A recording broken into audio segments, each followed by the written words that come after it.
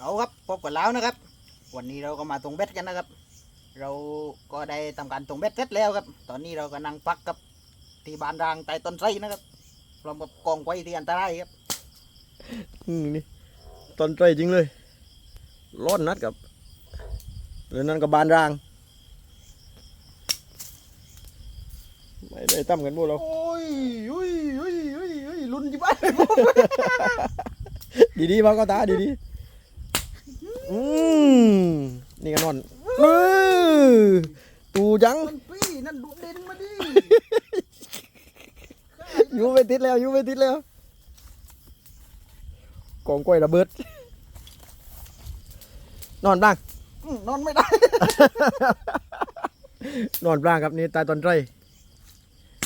บานรางบรรยากาศเป็นใจ ไม่เป็นใจเลยอุ้ย